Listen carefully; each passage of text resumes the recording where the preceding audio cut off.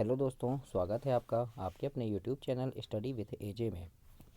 इसमें आज की वीडियो में मैं आप लोगों के लिए लेकर के आया हूँ वार्षिक परीक्षा 2024 का प्रश्न पत्र कक्षा छठवीं का कि किस प्रकार से आपके पेपर आएंगे और ये विज्ञान विषय का है। क्या क्या प्रश्न आपके लिए परीक्षा के लिए काफ़ी ज़्यादा महत्वपूर्ण होंगे वो आज हम इस वीडियो में देखेंगे। और दोस्तों, आपकी हिंदी, अंग्रेजी, गणित, सामाजिक विज्ञान और संस्कृत इसके वीडियोस चैनल पे मैंने डाल दिया है, तो उन्हें चैनल को सब्सक्राइब करके उन वीडियोस को ज़रूर देखें। और ये कक्षा छठवीं का आज ये विज्ञान का पेपर है और इस पेपर से आपको काफ़ी ज़्यादा मदद मिलेगी, जिससे कि आप ये जान सकते हैं कि परीक्षा में क्या क्या प्रश्न पूछे जाते हैं, किस प्रकार के प्रश्न पूछे जाते हैं। और हम आइए देखते हैं इन सारी वीडियोस को। सबसे पहले आपको बहुविकल्पीय प्रश्न आएगा जो 1 नंबर से लेकर 10 नंबर तक होंगे, मतलब 10 प्रश्न होंगे आपके विकल्प वाले, जिनमें पहला 1 1 नंबर का वो सब प्रश्न होंगे। आइए देखते हैं। प्रश्नों को पढ़कर नीचे दिए गए विकल्प में सही विकल्प चुनकर आपको लिखना है और प्रत्येक के लिए 1 अंक निर्धारित है। जैसा प्रश्न पहला है कि गाजर, पपीता और मछली का तेल किस विटामिन के स्रोत हैं, तो विटामिन से प्रश्न आएगा। और ये क्या है, गाजर, पपीता और मछली के तेल में विटामिन ए होता है दोस्तों, तो आपका ए नंबर सही उत्तर होगा। आपको यहाँ लिखना है विटामिन ए। इस प्रकार से आप प्रश्न नंबर 1 को हल करेंगे। दूसरे नंबर का प्रश्न पूछा है आपसे कि हमारे शरीर की रोगों से रक्षा करने में भोजन का कौन सा घटक सहायक है, तो हमारे शरीर की रोगों से रक्षा कौन सा घटक करता है, तो विटामिन करता है। सी नंबर आपका सही उत्तर होगा, है ना। कार्बोहाइड्रेट नहीं करता, प्रोटीन नहीं करता, वसा नहीं करता, क्या करता है, विटामिन जो है वो रोगों से रक्षा करता है। तो याद रखना, सही जोड़ी खालिस्तान कहीं भी ये प्रश्न आपसे पूछ सकता है, तो याद रखिएगा विटामिन। तो इन प्रश्नों को और पूरा देखें दोस्तों, लास्ट तक वीडियो देखना, आगे भी काफ़ी ज़्यादा इंपॉर्टेंट प्रश्न है। और कई सारे वीडियोस आप देखते होंगे कि ये रियल पेपर, इस प्रकार से रियल पेपर कुछ नहीं होता दोस्तों। सारे प्रश्नों को पढ़िएगा, सारे प्रश्नों को देखिएगा, समझिएगा और सबके उत्तर आपको आने चाहिए। और आपका जो परीक्षा में जो आपके सामने जो पेपर होगा वही आपका रियल पेपर होगा, है ना। ये सब क्या है, अभ्यास प्रश्न पत्र है, लेकिन ऐसा है इन्हें पढ़ने से आपको काफ़ी ज़्यादा मदद मिलेगी, इंपॉर्टेंट प्रश्न आपके क्लियर हो जाएंगे। तो इन इंपॉर्टेंट प्रश्नों को देखिएगा। प्रश्न नंबर 3 है कि नीचे दिए गए कथन में कौन सा कथन सत्य है। लिखा है पारदर्शी पत्थर पारदर्शी होता है, तो गलत है, पारदर्शी नहीं होता, है ना। सोने का तार चमकदार होता है, तो ये सही है।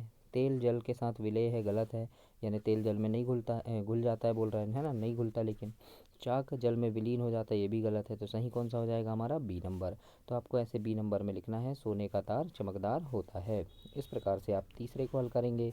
चौथा नंबर का प्रश्न पूछा है, उन पदार्थों अथवा सामग्रियों जिनसे होकर वस्तुओं को स्पष्ट रूप से देखा जा सकता है, ऐसी वस्तु को क्या कहते हैं। तो जिनसे हम आर पार देख सकते हैं उन्हें क्या कहते हैं, पारदर्शी। तो ए नंबर आपका इसमें सही उत्तर हो जाएगा, पारदर्शी। इसके बाद आगे देखते हैं प्रश्न नंबर 5। 5वें नंबर के प्रश्न में लिखा है कि उपरोक्त चित्र में दर्शाई गई महिला मिश्रण से अवयवों को दूर करने का के लिए कौन सी विधि का उपयोग कर रही है। तो देखो ये क्या है, धान है ना, धान से क्या भूसा अलग कर रही है, तो इसको क्या बोलेंगे हम, निष्पावन बोलेंगे। तो बी नंबर आपका क्या है, निष्पावन।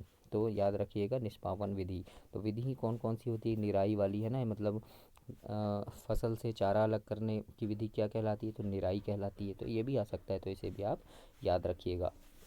प्रश्न नंबर 6 है, निम्न में से जैव घटक नहीं है, कौन सा जैव घटक नहीं है। तो देखो जंतु तो है, सूक्ष्म जीव भी है, पौधे भी है, पर्वत नहीं है। तो डी नंबर ही हमारा सही उत्तर होगा। और यहाँ ध्यान रखना, नहीं है और है में कंफ्यूज नहीं होना। यहाँ कौन सा जैव घटक नहीं है पूछा है, तो पर्वत जो है वो जैव घटक नहीं है। डी आपका सही उत्तर होगा दोस्तों इसमें। और दोस्तों चैनल को सब्सक्राइब जरूर करना, क्योंकि ऐसे ही इंपॉर्टेंट प्रश्नों की सीरीज़ आपको हमेशा मिलती रहेगी। और आगे भी काफ़ी सारे प्रश्न हैं और ये सभी विषय के पेपर मैं इसमें लाऊंगा, एक एक विषय के 3 4 पेपर, जिससे आपके काफ़ी सारे प्रश्न क्लियर हो जाएंगे। तो चैनल सब्सक्राइब करके रखिएगा। पौधे एवं जंतुओं में पाए जाने वाले विशिष्ट लक्षण जो उन्हें आवास में रहने के योग्य बनाते हैं क्या कहलाते हैं, तो वो क्या कहलाएंगे, अनुकूलन कहलाएंगे। तो सी नंबर आपका सही उत्तर होगा, अनुकूलन। प्रश्न नंबर 8 है, विद्युत परिपथ में विद्युत धारा प्रवाहित होने की दिशा होती है, कैसी होती है, तो बी नंबर होगा, विद्युत सेल के प्लस टर्मिनल से माइनस टर्मिनल की ओर होती है, यानी प्लस से माइनस की ओर जाती है ना। तो ये आपका सही उत्तर होगा। प्रश्न नंबर 9 है, इसमें पूछा है कौन सी दो गैसें मिलकर वायु का 99% भाग बनाती है? तो ऑक्सीजन और नाइट्रोजन, है ना। तो प्रतिशत पूछ रहे तो ऑक्सीजन 21% है और नाइट्रोजन 78% है। इन दोनों को जोड़ देंगे तो कितना हो जाएगा? 99% हो जाएगा। याद रखना, ऑक्सीजन 21% है वायुमंडल में और नाइट्रोजन 78% है। तो ये दोनों मिलकर क्या बन गए? 99% बन गए। तो इस प्रकार से प्रश्न है। यहाँ आपके बहुत प्रश्न क्लियर हो गए। ऑक्सीजन का पूछ लिया तो 21% है बताना, नाइट्रोजन का पूछ लिया तो 78% है बता देना। तो इस प्रकार से आपको प्रश्न नंबर 9 करना है। 10वें नंबर में पूछा है वायुमंडल में सबसे अधिक कौन सी गैस पाई जाती है? तो वायुमंडल में सबसे ज़्यादा जो है वो नाइट्रोजन है। देखिए पूछ लिया ना कितना है, तो 78% है। इस प्रकार से आपका ये 10 प्रश्न कंप्लीट हुआ। अब इसके बाद हम देखेंगे लघुत्तरी प्रश्न, जिनमें जो आपके 2-2 नंबर के या 3-3 नंबर के आपसे पूछे जाएंगे। लघुत्तरी प्रश्न आपके 3-3 नंबर के हैं, है ना।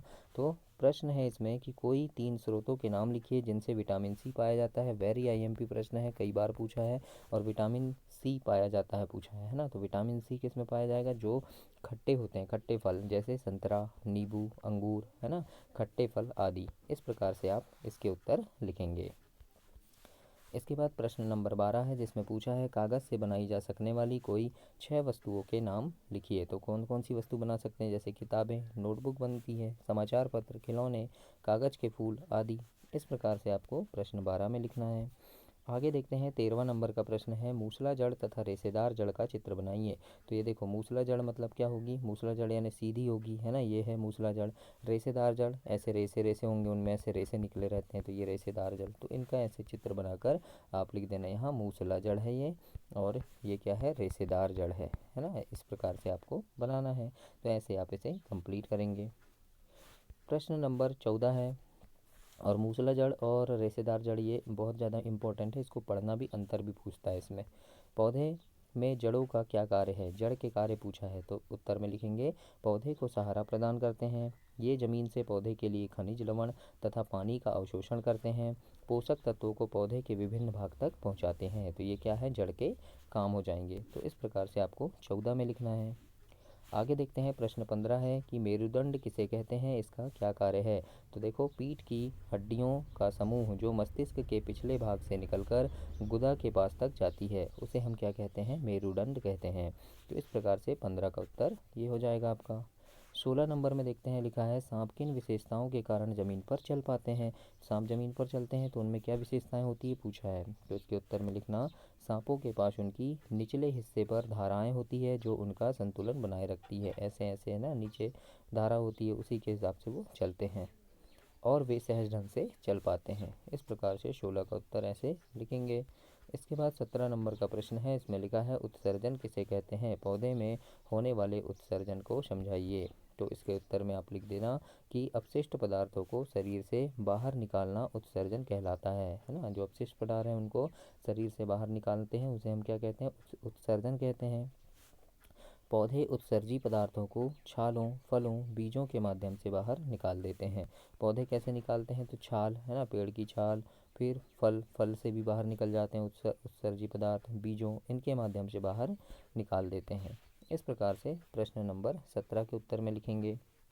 18 देखते हैं, प्रश्न नंबर 18 पूछा है कि सूची छिद्र कैमरे का क्या उपयोग होता है? ये भी आपका वेरी आईएमपी प्रश्न है, इसको पढ़ लेना, ये जरूर से आता है। तो उत्तर में लिखिएगा कि सूची छिद्र कैमरे से सूर्य के तीव्र प्रकाश को या गतिमान वाहनों को देखा जा सकता है।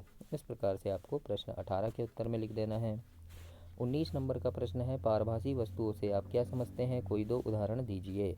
तो लिखना वे वस्तुएं जिनके माध्यम से हम देख तो सकते हैं पर स्पष्ट रूप से नहीं, जैसे कि बटर पेपर, प्लास्टिक की सीट, है ना। मतलब ये क्या है? पारभासी है, मतलब धुंधला दिखता है हमको, है ना। तो जिनसे हमको धुंधला दिखता है वो क्या है? पारभासी हैं। तो प्रश्न नंबर 19 में लिखना। और दोस्तों आपका पारभासी, पारदर्शी, अपारदर्शी ये आप याद कर लेना, इनमें से कोई एक जरूर प्रश्न आता है, तो ये जरूर याद कीजिएगा। 20 नंबर में देखते हैं वायुमंडल किसे कहते हैं? वायु में उपस्थित विभिन्न अवयवों के नाम लिखना है। तो इसके उत्तर में लिखना पृथ्वी के चारों ओर वायु की उपस्थिति को हम वायुमंडल कहते हैं। मुख्य अवयव नाइट्रोजन, ऑक्सीजन, कार्बन डाइऑक्साइड, जलवाष्प और अन्य गैस हैं। इस प्रकार से प्रश्न 20 का उत्तर लिखेंगे। तो ये आपके लघुत्तरी 3-3 नंबर के प्रश्न समाप्त हुए। अब आएंगे दोस्तों दीर्घोत्तरी प्रश्न पूछेगा आपसे 21 से 24 तक, यानी 4 प्रश्न जो होंगे वो आपके 5-5 नंबर के होंगे। दीर्घोत्तरी उनका थोड़ा बड़ा उत्तर लिखना है, 5 नंबर के होंगे। जैसे 21 नंबर में पूछा है हस्तचयन और थ्रेसिंग विधि क्या है, ये भी आपका मोस्ट IMP प्रश्न है दोस्तों। हस्त विधि और थ्रेसिंग विधि ये आप याद रखिएगा।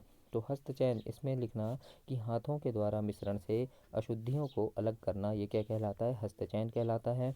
उदाहरण के लिए जैसे चावल से पत्थर अलग करना, तो ये क्या है, हस्तचयन हो गया, है ना। तो ये 21 नंबर में लिखना। अब थ्रेसिंग, थ्रेसिंग भी इसी में है, तो क्या लिख देंगे, डंडियों से अन्न के कण को पृथक करना, मतलब जैसे धान लगा हुआ है ना, तो ये धान की डंडी से इतने से अलग कर दिए हमने, तो उसको क्या कहेंगे, हम थ्रेसिंग कहेंगे। आपने मशीन भी देखे होंगे थ्रेसर वाली, है ना। उदाहरण लिखना, कटाई के बाद गेहूँ धान इनकी बाली को अलग करना। तो इस प्रकार से ये क्या है कि 21 नंबर का प्रश्न है हस्तचयन और थ्रेसिंग विधि। दोस्तों चैनल सब्सक्राइब करके रखना और मेरी शुभकामनाएं हैं आपके लिए कि आपका पेपर काफ़ी अच्छा बने, बहुत अच्छे नंबरों से पास हो आप और अपने कक्षा में प्रथम स्थान प्राप्त करें। और ऐसी ही यानी इन वीडियोस को ज़रूर देखना, और ऐसी ही 2-4 वीडियो और डालूंगा, विज्ञान की, सामाजिक विज्ञान की भी 2-4 है, और अंग्रेजी, हिंदी, ये सारी वीडियोस चैनल पर डली हैं। तो उन सभी वीडियो को देखने के लिए आप चैनल सब्सक्राइब ज़रूर कीजिएगा, है ना, ताकि समय पर आपको सारी चीज़ें मिल सके और आपका पेपर अच्छा बने, है ना। 22 प्रश्न देखते हैं। किसी वक्र रेखा AB की लंबाई कैसे मापेंगे, तो हम लिख देंगे कोई भी वक्र रेखा है AB, तो उसकी लंबाई हम कैसे नापेंगे। तो देखो अब क्या करेंगे, A से B तक धागे में गांठ बनाएंगे। अब धागे को सीधा करके और स्केल का उपयोग करके दो गांठों के बीच की लंबाई को मापेंगे। वक्र है मतलब ऐसा है कोई लंबाई, तो कैसे नापेंगे, तो हम यहाँ से धागा शुरू किए और धागा को ऐसे करके और यहाँ तक ले गए। अब इस धागे को सीधे करके स्केल से नाप लेंगे कितनी लंबी है। तो इस प्रकार से 22 के उत्तर आपको लिखना है। प्रश्न नंबर 23 में पूछा है विद्युत खंभों या विद्युत उपकेंद्रों के पास चेतावनी या खतरे का निशान बने होने का क्या महत्व है ना। यानी विद्युत खंभे के पास क्या होता है, चेतावनी, खतरे का निशान लगा रहता है, तो उसका क्या महत्व है। तो लिखना, चेतावनी या खतरे का निशान देखकर बच्चे एवं मनुष्य विद्युत खंभे के पास नहीं जाते हैं, जिसके कारण उनका यानी जीवन की सुरक्षा होती है ना। आपने देखे होंगे खंभे में इस प्रकार का ऐसे निशान बना रहता है ना, तो मतलब क्या है, वो खतरे का निशान है। तो इस प्रकार से आप लिखेंगे इसका उत्तर। 24 नंबर का प्रश्न है, दो चुंबकों के बीच किस स्थिति में आकर्षण होता है तथा किस स्थिति में प्रतिकर्षण, उदाहरण के लिए समझाइए। तो हम लिख देंगे, जब दो चुंबकों के असमान ध्रुव, है ना, चुंबक में दो ध्रुव होते हैं N और S, है ना, इस प्रकार से दो ध्रुव होते हैं। असमान मतलब कि N और S, है ना, असमान ध्रुव आमने सामने होते हैं, तब वे एक दूसरे को आकर्षित करते हैं। मतलब इधर N है और यहाँ इसके पास हम S वाला ले जाएंगे, तो ये क्या होगा, चिपकेगा। इसके विपरीत जब दोनों चुंबकों के समान ध्रुव आमने सामने होते हैं, मतलब यहाँ N है और यहीं पे N ले जाएंगे, तो वो क्या होगा, दूर हटेगा, है ना, दूर हटेगा, चिपकेगा नहीं, है ना। तो इस प्रकार से हम यहाँ पर लिख देंगे कि जब दो चुंबकों के असमान ध्रुव आमने सामने होते हैं तब वे एक दूसरे को आकर्षित करते हैं। इसके विपरीत जब दोनों चुंबकों के समान ध्रुव आमने सामने होते हैं तो वे एक दूसरे को प्रतिकर्षित करते हैं। इस प्रकार से प्रश्न 24 के उत्तर में आपको लिखना है। तो ये आपका कक्षा 6वीं का विज्ञान का पेपर समाप्त हुआ। ऐसे ही मैंने आपके सारे विषय के पेपर चैनल पे डाले हैं।